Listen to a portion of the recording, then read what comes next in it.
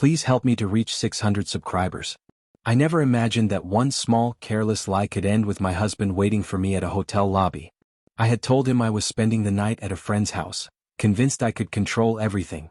I thought I was careful, I thought I had it under control, and I thought I knew exactly what I was doing. I was wrong. My name is Laura, I'm 35 and I live in a quiet Pennsylvania town with my husband, Kevin. We've been married for 9 years. From the outside, everything looked perfect.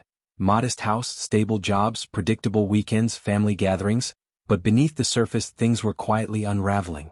Kevin is dependable, loyal, steady, a rock in every way, but over time that stability began to feel invisible. Conversations stopped being about real things and instead revolved around bills, chores, and schedules.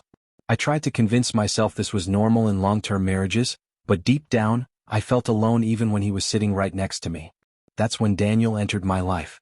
He worked in another department at my company. We didn't cross paths every day, but when we did, he always asked, "How are you really?" Not the polite, surface-level small talk. He wanted to know me.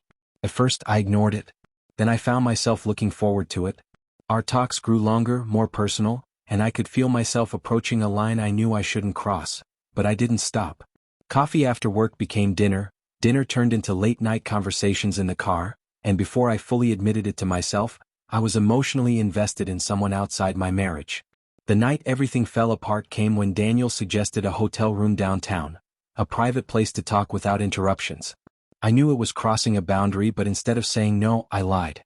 I told Kevin I was staying with my friend Melissa because she was having a rough night. He didn't question it, didn't hesitate. He kissed my forehead, wished me a safe drive, and left it at that. The trust he gave me made the betrayal sting even more. The hotel room was surreal, pristine sheets, soft lighting, a world apart from my real life. I kept checking my phone, half expecting a text or call from Kevin, but there was nothing. The quiet made me feel both relief and sickness. I knew exactly what I was doing. I couldn't deny it. By morning, guilt weighed on me like a heavy stone. I packed quickly, desperate to return home and pretend none of it had happened. I rehearsed my story. Melissa was feeling better, I barely slept, everything was fine. Then, in the lobby, I froze. There he was, Kevin.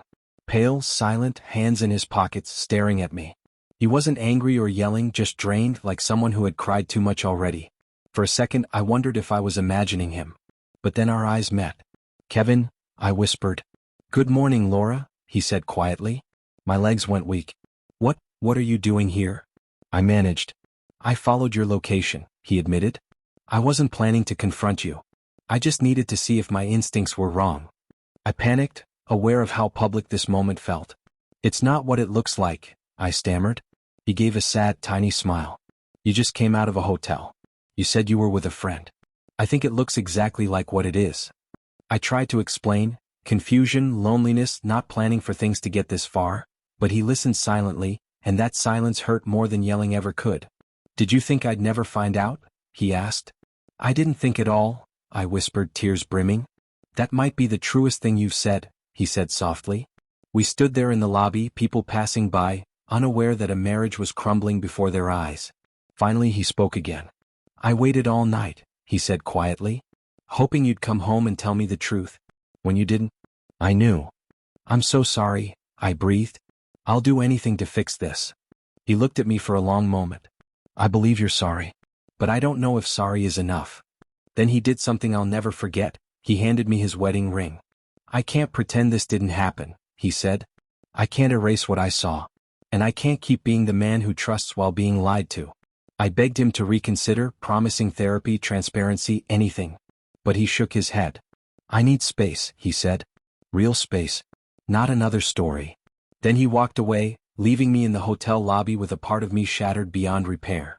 At home the house felt hollow. Kevin's shoes were gone. His toothbrush was missing. A note on the counter read, "I'm staying with my brother. We'll talk later. Please don't contact me right now." Days passed. Then weeks. Eventually we spoke through a counselor, lawyers, long silences, and tears. Kevin filed for separation. "Maybe one day we can talk without the pain," he said. "But right now, I need to protect myself." I ended things with Daniel, not because Kevin told me to, but because I finally understood what I had risked for someone who was never truly real. When I look back, I don't remember the hotel room. I remember Kevin's face at that exit, calm, broken, final. I learned that lies don't always explode in a dramatic moment. Sometimes they unravel quietly right when you think you're escaping clean. And sometimes, the person you hurt most is the one who trusted you enough to believe your story without question. Please help me to reach 600 subscribers.